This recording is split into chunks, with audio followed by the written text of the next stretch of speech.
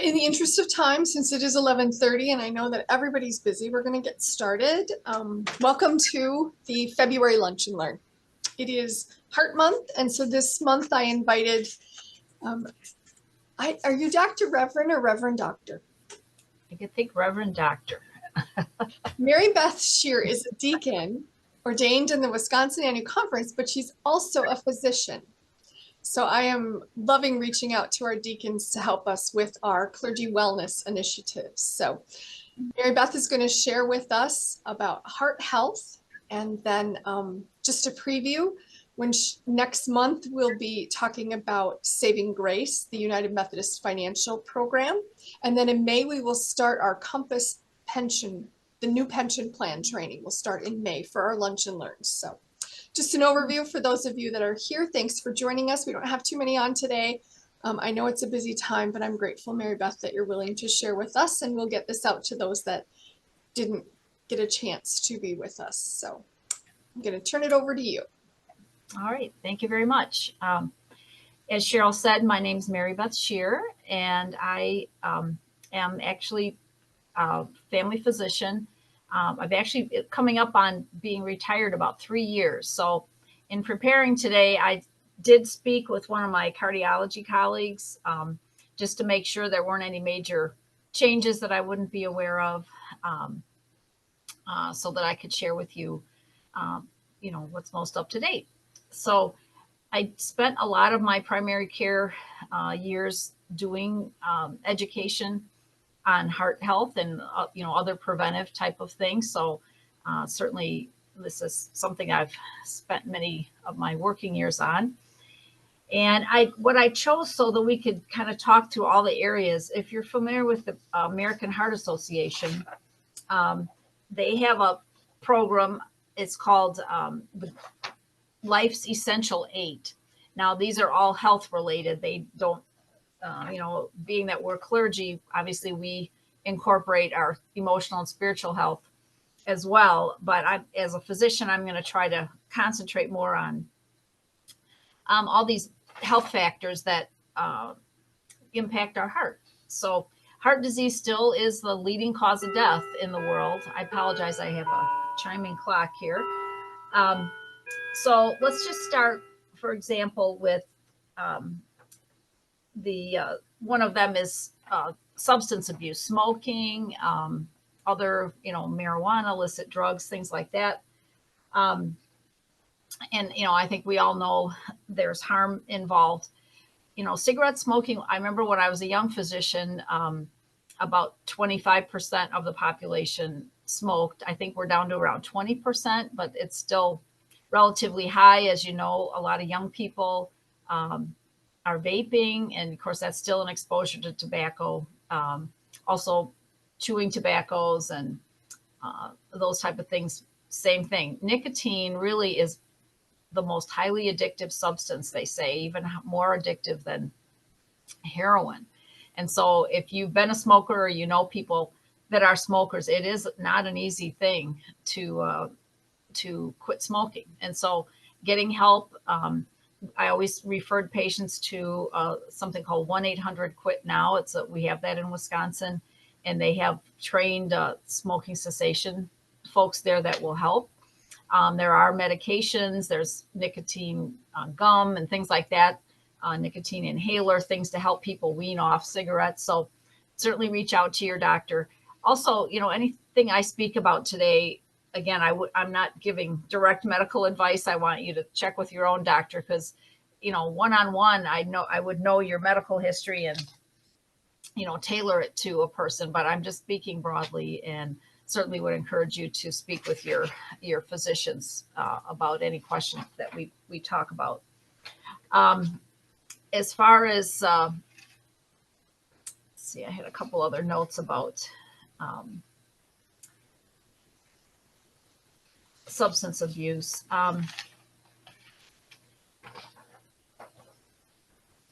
Smoking, like I said, alcohol, I guess they don't have a separate category for that on their chart, but there's always debate, is for our heart, is alcohol healthy in moderation? basically it's toxic to the heart muscle. It's toxic to our brain. And as you know, I mean, I don't think you're going to find any physician that's going to recommend uh, alcohol intake in somebody who doesn't drink at all. Um, the Mediterranean diet, that's one of our other categories as far as what's recommended for food. Um, it is still this plant-based diet, which we should all be kind of gradually switching ourselves over to. That's the most healthful. Um, that would be, it includes healthy fats like extra virgin olive oil, whole grains, vegetables, fruit, beans, lentils, nuts, whole grain or whole wheat bread, brown rice, and then fish over red meat. And mainly the fatty fish are the healthy ones. So unfortunately, a lot of our Wisconsin fish fries on Friday night aren't going to fit the bill. But mackerel, salmon, herring, anchovy, tuna. You have to be careful with some fish, because of mercury, amounts of mercury, particularly like albacore tuna. But again, in moderation, we should be eating that. Just a note, some people are, we know that what's good about these fatty fish is it contains the omega-3 fatty acids, and those are the healthy fats. From fish, nuts and seeds, flax seeds. My understanding is we don't get any benefit from those unless they're ground into meal because we don't really digest them. But the flax meal, chia seeds, walnuts, other plant oils like soybean. Whereas we get a lot of the not so good oils in omega-6 in the processed foods. So those are the ones we want to stay with. There also are omega-3s in eggs, which right at the moment are hard to afford because the price of eggs has gone crazy. So one way to think about the fats in our diet are, the ones that are solid at room temperature generally are saturated fats. And olive oil contains also omega-9, which is a monounsaturated good fat. So in general, the Mediterranean diet has us follow that. We should limit poultry, dairy, eggs to 1 serving a day. Meats and sweets, they say once a week, which that would be my downfall as far as staying away from the sweets. In general, less than 30% of our calories should be from fat. But if you think about the old, I'm old enough that, we were taught the food pyramid, right? And it was really backwards from so when my children were growing up, we thought the bulk of our food should come from carbs, and then fats in that were way at the top. And we've pretty well flipped that as science has discovered that, really the healthier portion of our diet are the healthy fats, the whole grains are further up on the list, fruits and vegetables. And we generally get more value. There's so many supplements, when you go to a pharmacy nowadays. But they found that the bioavailability, plus there's a lot of unknown things, for example, like in a blueberry or walnut or whatever, that we're getting other beneficial factors from these foods that we're not going to get in a supplement. So I had a patient I know, she would always bring me, she sold these freeze-dried versions of different fruits and vegetables. And then you think about it, well, you're not getting the fiber. So I would just encourage all of us, to gradually morph away from our standard, comfort food diets and get more fruits and vegetables in there.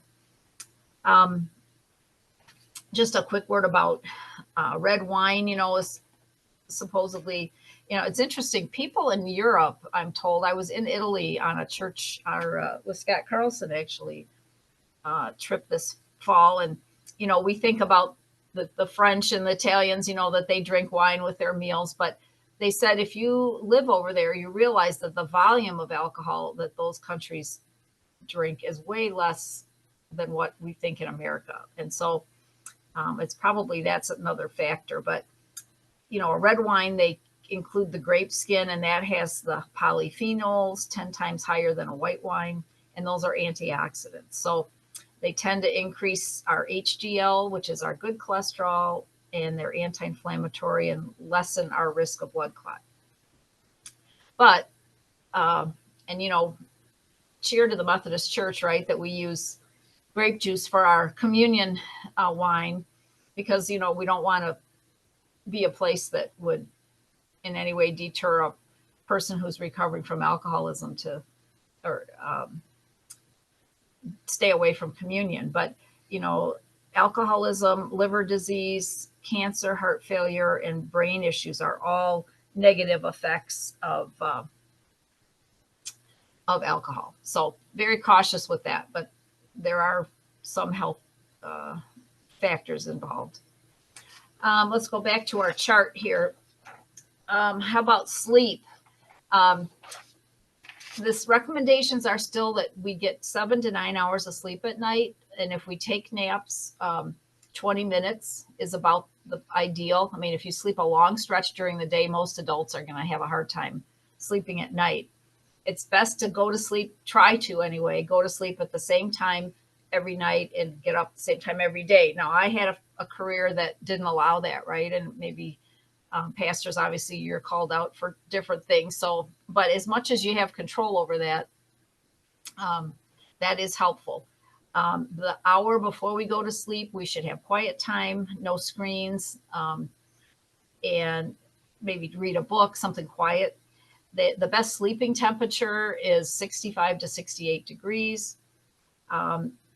We should try to get 30 minutes of natural light exposure sometime during the day. And if we can exercise about 20 minutes a day, we'll talk about exercise in a minute. But ideally, even if it's broken up, it's beneficial. So, if you take a 10-minute walk after your lunch and 10 minutes later, those are both really good for our heart. Limit caffeine after 2 p.m. Caffeine has a kind of a long half-life. And so even if we drink it in the afternoon, it could potentially be keeping you awake when you try to go to bed at night. Alcohol apparently gives us a lower sleep quality. And so, the old adage of taking a drink before going to bed at night probably isn't the best, and also can interfere with other medications. You want to avoid eating too late in the evening. And melatonin, one little pearl about that I learned. So that's an over-the-counter supplement. That's supposed to help reset our circadian rhythm, and actually should be taken early in the evening. People think of it as a sleeping pill, and then they take it right before bed, and that's not really when our melatonin levels would be the highest. So if you do use that as a sleep supplement, it would be early evening. And I'm told by the sleep specialist, usually that's not a forever medicine that a person takes. Maybe they try it for a month and see if that helps. Okay, so we talked about diet, substance, maybe exercise, and then I'll get into some of the more medical things. So exercise recommendations are for a minimum of 150 minutes per week. That can be broken up into different days and times. You want to have both aerobic activity, cardiovascular activity, and also strength activity with muscle. So, light weightlifting, maybe going to a gym and getting somebody to teach you how to do these things safely, and certainly check with your doctor before you start any kind of new exercise program to make sure that you don't have any reasons not to do that.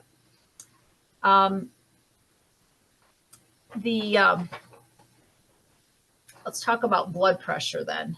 And I don't mean to minimize exercise. I may come back to that, but so blood pressure, there's guidelines for that, and it depends on our age to some degree. So when I was a young doctor, medical student, and resident, our understanding and the way we were taught was that as people aged, about every decade, their blood pressure naturally rose.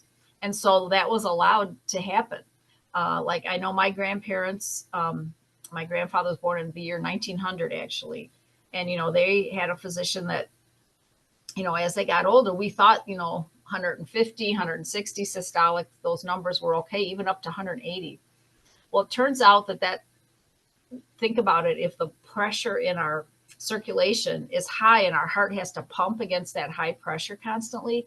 That's why we used to see a lot more people having what we call congestive heart failure, because our heart is a muscle and a pump and it just wears out, pushing against that high blood pressure. So high blood pressure is a very common problem. You know, at least half or more of adults by the time they're 65 have high blood pressure. You know, I come from a family, my father had elevated blood pressure in his 20s when he was in the Navy. So it showed up early there. But a lot of people, as they age, they may think, well, I've never had high blood pressure. But when you get your annual checkups, you know, make sure you talk to the doctor about that if it is starting to rise. Ideally, you want the top number of the blood pressure, what we call systolic, less than 130.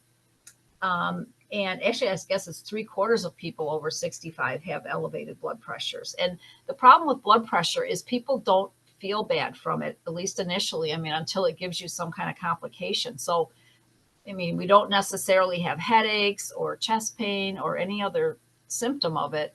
And yet it's doing damage to our brain, to our kidneys, and to our heart.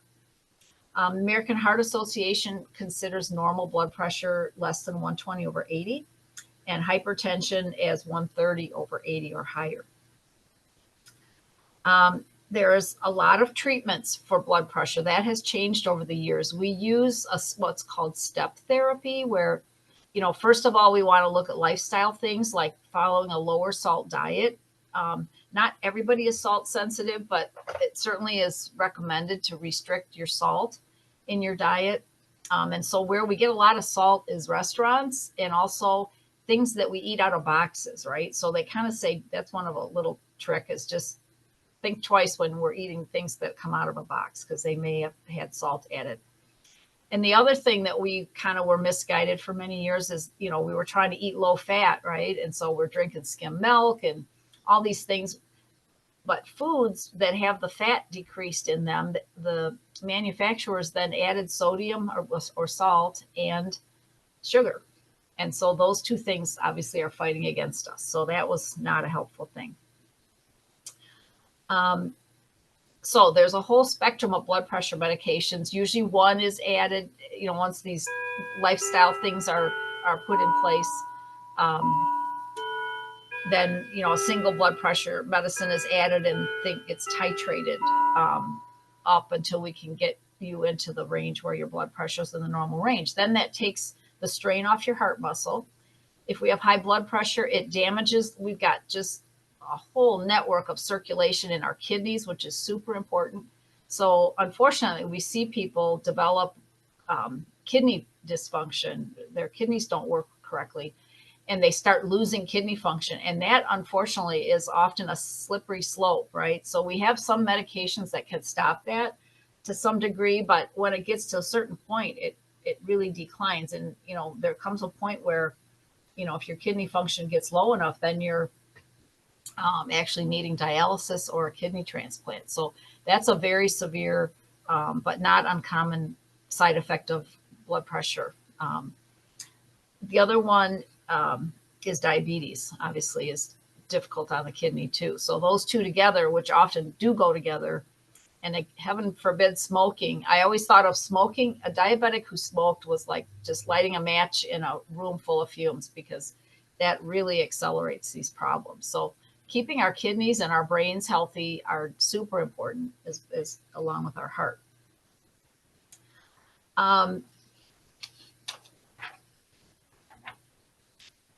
Cholesterol, lipid panel is another one of these essential 8.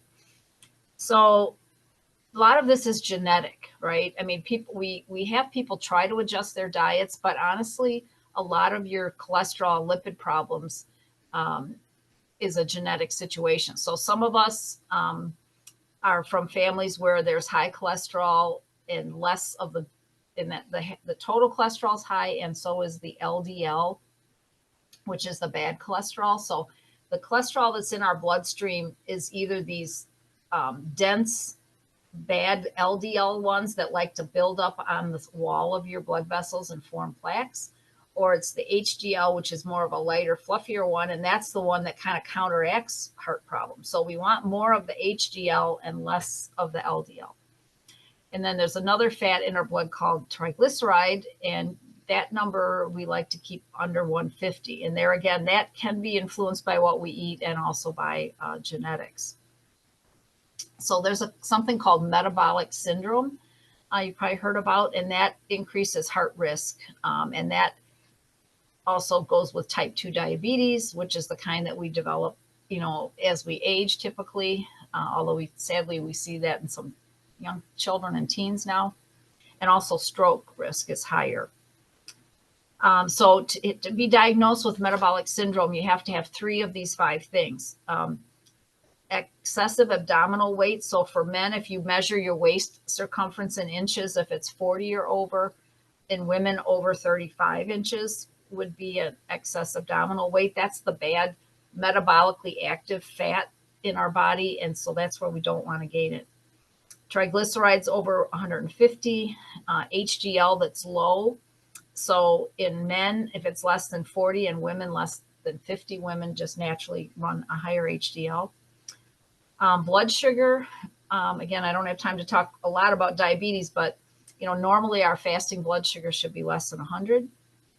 And if it's between 100 and 125, you might have what's called pre-diabetes, which is extremely common because of our American diet, honestly. And then if you have a blood sugar when you're fasting, that means you haven't eaten since midnight, and draw the blood at 7 or 8 in the morning. And if it's 126 or higher, then you're actually in the diabetic range. And that type of diabetes is caused by not that our pancreas can't make insulin, but that our cells are resistant to it. Whereas the more typical childhood type 1 diabetes, their pancreas quits making insulin.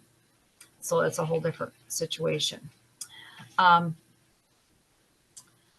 look at our chart again here. So lipids, again, there are some dietary changes, as far as not eating a lot of red meat and that type of thing. But on the other hand, medications sometimes are really helpful. I know, we're all like want to be natural and not take medicines if we don't have to. But I will say, when I was a medical student, I trained at University of Illinois and did a lot of my training in Rockford. We saw so much cardiovascular disease, blocked cardiac arteries, men and women. People were having heart bypass surgeries right and left.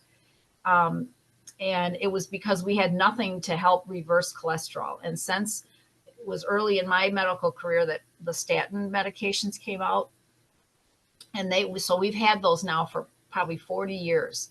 And they have proved, they can have a side effect, and that can be managed. Some people can't take them, but the majority of people can take them. And not only they can take them, they're hugely helpful, because that's why now we don't see nearly the level of cardiac blockages and things that we saw before, because if people are treated appropriately, if they have high LDL cholesterol, these medicines block one of the enzymes involved in the production of cholesterol, because some of our cholesterol is what we eat, and some our body produces itself, because we have a need for a certain amount of it, but too much clogs up the arteries. Weight, I'm just going to briefly mention that, and then I'll see if anyone has questions. You can look at, one more thing about heart. So if you go online and you want to check out your cardiac risk assessment, there's something called the Framingham Heart Study. And if you're between 30 and 79, it'll give you years old, it'll give you a 10-year cardiovascular risk based on other people your age. So if you come out, you'll get your result, and then you'll get the average. And if you come out higher than the average or over 10% risk, you definitely should talk to your doctor, because there's a lot of cardiovascular things that could be done to help you. Let's see if there's other. I just want to. And then we briefly talk about diabetes really quick. Know how to do CPR. Know where your AED is. Hopefully, all of our churches have one. We did a review at our church here. Where are the fire extinguishers? Where's the AED? Just talk through briefly how to use that with people, because a lot of heart attacks are not where the person gets, well, some of them are, the person will get chest pain and you call 911 and get them some help. But if a person collapses and their heart has gone into what we call ventricular fibrillation, the one way you're going to save that person besides doing chest compressions is to shock their heart. And that's what the AED is about. So we want to make sure we know about those. And even doing hands only CPR, you know, where you're not breathing for the person, that still helps with the circulation. So I didn't want to forget that. And it's good for, I took a updated CPR class through my community in Reedsburg here through the paramedic office. So wherever maybe your hospital offers CPR, even children as young as 9, I think they can start teaching them CPR because that's really life-saving. You know, I'm kind of running out of time and scratching the surface here. There's a lot of other heart risk factors. Some people have a strong family history of heart disease, right? So if you had men in your family who died before 55 or women before 65 of heart disease, that's something to talk to your doctor about.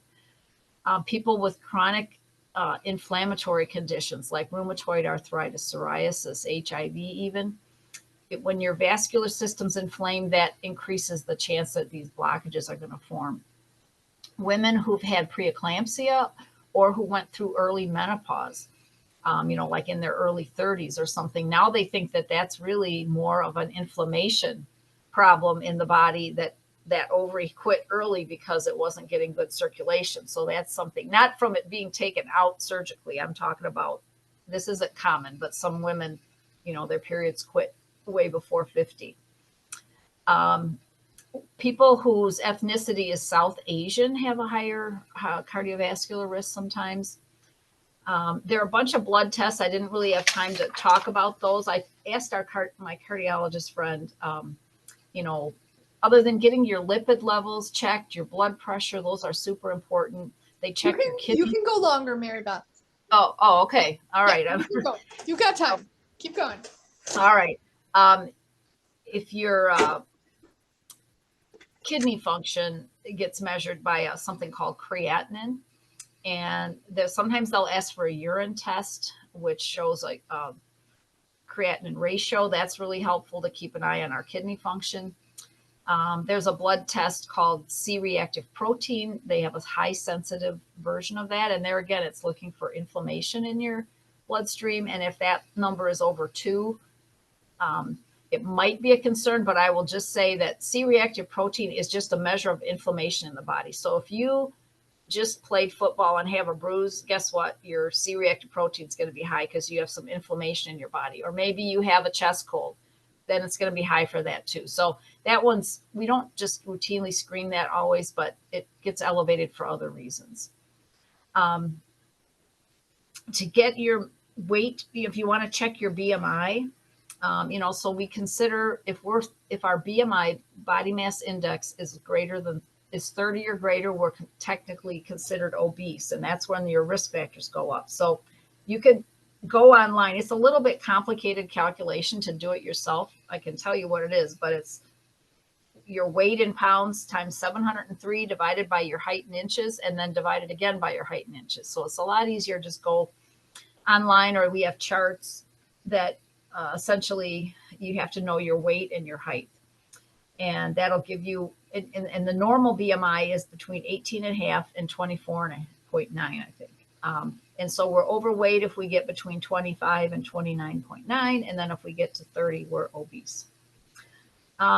Be careful with, I'm jumping around here, but I want to get in a few of these other important things in. Ibuprofen. So Advil or Motrin, great drugs, right, for certain reasons. But if you're over 65, if you have high blood pressure, these things or over 65 no matter what, but anybody with high blood pressure, these things are hard on our kidney. And so be really careful, talk to your doctor. I mean, Tylenol is safe for people except people with liver disease. But when we're talking about heart health, ibuprofens, you know, and so many people as we get older, we get arthritis, right? And so their joints are aching and they want to take ibuprofen. But be careful because that can harm your kidney function. It can also give you an ulcer, but more likely it's going to bother the kidney. Another little pearl, when you have a colonoscopy, it's nothing to do with high blood pressure, but when we get screened, it used to be that there were different types of preps. People don't like those preps where you have to drink the big jug. They want the little concentrated prep where you take a few pills and drink something. Well, we found out that that is very dehydrating to the kidney. And so people who have any kind of borderline kidney function, it can really decrease their kidney function just by taking that one prep. So I always told my patients, if the surgeon or the GI doctor wants to give you prep, tell them you'll drink the big jug, because that, if you stay hydrated that way, you won't harm your kidneys. So we didn't know that until maybe 20 years ago. And I try to remind people. Let's see. AI is starting to come out in all kinds of fields, right? And so it's going to impact medicine. That's probably a whole nother discussion, but they have ways to look at our EKGs. You know how people have devices now, either those rings or the watches that read our EKG, and apparently they can kind of estimate our age by our EKG patterns. And I won't go into the details of that. There's kind of formulas for that, but I could talk about that if you wanted to. But anyway, that may be something that'll come up. And if our EKG looks like our heart has aged more than what our chronological age is, that would be maybe another clue that there's something cardiovascular we ought to be paying attention to. One real brief word about your kids or grandkids. We should be modeling healthy eating for them. Stay physically active they need to stay physically active, and be good for us to do it with them. Children should start having their blood pressures checked when they're 3 years old, and then every year. And then cholesterol should be checked in children or once around age 10, and then again at age 20. So not everybody as a youth has high cholesterol, but the ones that do, they need to know about that at a young age. And they are actually, some of these kids that have super high lipids, they do treat them with these medications just to help. Because you can look at people like on autopsy, for auto accidents and stuff. I mean, they find cardiac heart blockages starting to build up even in 30-year-olds. So it's not impossible for that to happen at a young age. All right. Did I hit all our topics? I think so. Aspirin to be the other one. It used to be they said take a baby aspirin every day. Now that's kind of limited to people between 40 and 59. This is a low dose baby aspirin we're talking about for prevention of, so it's an antiplatelet. It keeps your platelets from being sticky. And that is usually for just that age group anymore, because older people, when they take aspirin, they have more issues with bleeding complications. So they've somewhat pulled back. Now that's variable. You talk to your doctor. There might be some older people that need to stay on aspirin. But it's for people who, when they do that Framingham risk score, if they score 10% or higher, those are the ones that maybe would be higher risk, and aspirin would benefit them. Gosh, I don't want to talk about. Oh, one other thing, let's get back to the pastor side of things here. There's a lot of social determinants to our health. So, not everyone has access to all these tests and doctors and things like that. For financial reasons, maybe we live in a place that's got more air pollution, and that's a problem for us. Very much our heart health has to do with our social network. So, there are such things as, there's a type thing called broken heart syndrome. I don't know if you've heard of that. It's got a big name, Takotsubo. I've had 2 patients for sure who've had this in my career since I've been up in Reedsburg even. And it's related to sudden acute stress. And people come in and they go into heart failure. I mean, so it's, again, I wouldn't walk around being worried about this, but just keep that in mind. See, you can see what stress does to us. They usually recover in weeks, because when they look at them, it wasn't that they had blocked arteries. It's just, how the adrenaline and acute stress and certain people's immune system, whatever, the heart literally goes into heart failure where it's a weak pump, and it's very distressing, very scary thing to have. But it's a tie to showing how important what happens to us in life and our social support. You know, the foods we eat, you know, maybe we're more of a person with limited finances and we're eating a lot of carbs because that's what all we can afford, or our education may be lacking though, so we don't even know what is the right thing, or we don't have good access to health care. So there's lots of things that can impact a person negatively, you know, in terms of their heart health. So I think that's pretty much, I went through all these briefly. Again, I'm not, we could pick one and spend a whole half hour on it. But I don't know if anyone had a question or if Cheryl wanted to add something more as well. No, it's just important to know the information. If you send me that, I can send it out to on our next benefits newsletter so that everyone can get an idea of what we're talking about when we talk about heart health. I think being a clergy person is hard. It is. It's stressful. I had a question. You said that you could break up your exercise. Yes, they found out, you know, and so walking, brisk walking is a very good exercise, especially as we age, because it's not as hard on our joints as jogging and, you know, aerobics and things like that. So, but they have found health benefits from, you know, people that do 10 minutes breaks during their workday and, or walk the dog after they get home or whatever. I mean, there are benefits to getting your heart rate above a target and a sustained, you know, elevated heart rate. But there's very good evidence that, you know, just brisk walking, and then along with the strength exercises for the muscle, because as we age, our muscle mass declines, and then that is not as good on our health. So we want to try to maintain that. It lowers, you know, our metabolism slows down as we get older. So the more we can maintain our muscle mass, the better our BMI would be. All right. Does anybody else have any questions? I know we all have our cameras off, but no. Mary Beth, thank you. That was a ton of information. I'll post the link in case anyone wants to go back and listen to it again. I know a couple people sent me messages that they would not be able to. Katie says thank you. Ton of information, and we appreciate it. Well, thank you very much. Thank you. Take care. Have a great day, everybody. Keep your heart healthy.